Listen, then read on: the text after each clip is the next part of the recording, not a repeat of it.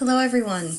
In this video I'm going to talk about residential dwellings, the way we live today. And this is part one of a two-part video series. So really it's going to be an overview of residential buildings in America.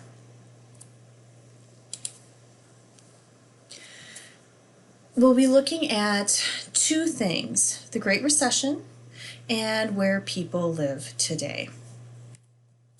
So first, the Great Recession and our current economy.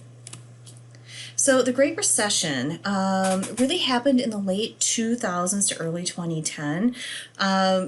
Really think about the crash of 2008.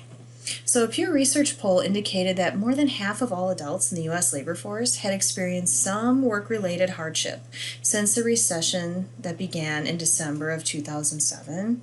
So what we're really talking about here is that whole market and housing crash that affected the country in 2008.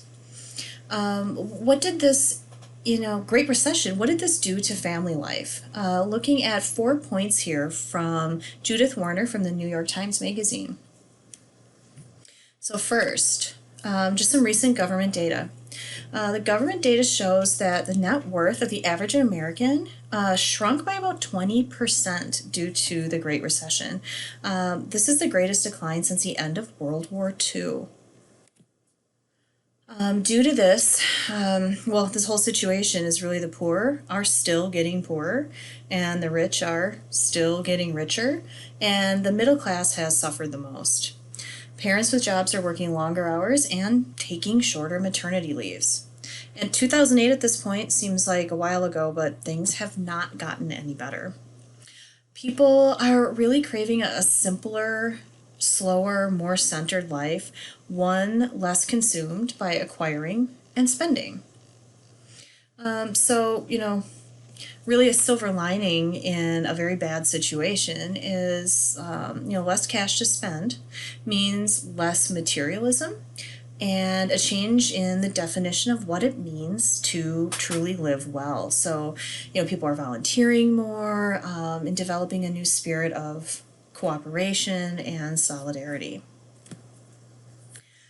When we think about residential design, which we're really focused on in this class, we think about family. What is a family and where do they live? In the United States, according to Time Multimedia, about 80% of the U.S. population live in large metropolitan areas. According to the U.S. Census, about 60% live in single-family homes, so a house. Post-World War II, people began moving to the suburbs from cities due to a lot of factors, including new government programs, including Fannie Mae, and they had large lot sizes and could really carve out a space for themselves and their new families. Why? Well, at that point, cities were really generally in a state of decay, and the whole concept of, fleeing the city, moving to the suburbs, and that whole kind of shiny, idea was very appealing to a lot of people at that time. The typical family, when you think of this classic, sitcom family or something with a working father, stay-at-home mother, and school-age children, is only about 10% of our population. So what is a family? What does that mean? And, how do we design for them? Well, if that classic example, like we kind of see on the right, that phenomenal picture, is only 10%, we're dealing with families in all shapes and sizes. And, there's many types of households, and it might be a single individual. This could be a young person, an elderly person. It could be a family of, 8 people. It could be a single person and their cat, or couples, or who knows. So there's all kinds of families, and there's all kinds of households.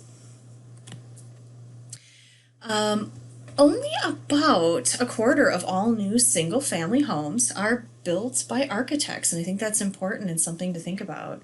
So who's building the rest, right? So if they're not designed by architects and interior designers. Who's building all of these structures? Well, that really gets into prefabricated homes, and companies like Veridian and things like that, where you pick a design out of a book and they build it for you, essentially. Thinking back to this World War II era, this move to the suburbs, the median size of a single family home, one that you see pictured here, was only about 750 square feet, not very large. And we see these homes, still all over, and they're petite compared to a lot of newer structures, right? Some really wonderful examples of this that I personally think are just fantastic are the Lustron houses. So these were prefabricated, fully enameled steel houses developed in this post-World War II era in the U.S., and the last production year was about 1950. They weren't around long, not for the fault of the house, but issues with the business itself.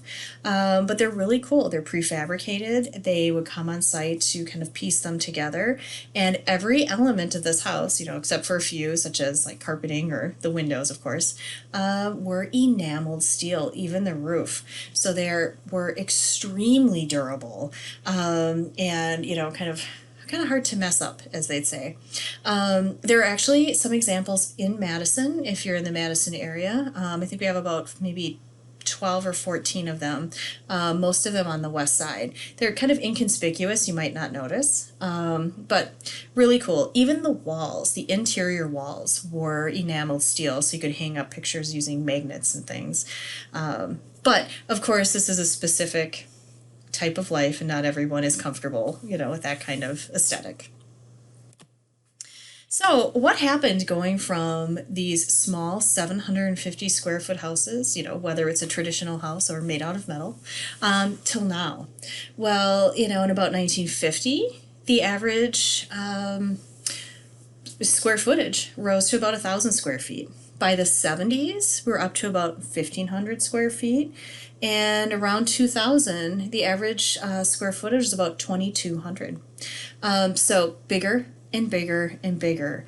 And what ended up happening is getting a lot of these McMansions. They are not so kindly called. If you take a look at the example on the right side of the image there, at the top we have a real mansion, and at the bottom we have a McMansion. So trying to copy, those kind of superficial things we see about these big, beautiful mansions, but doing them with cheaper materials, incorrect proportions, and all of that. Those are not considered to be particularly attractive or, well designed.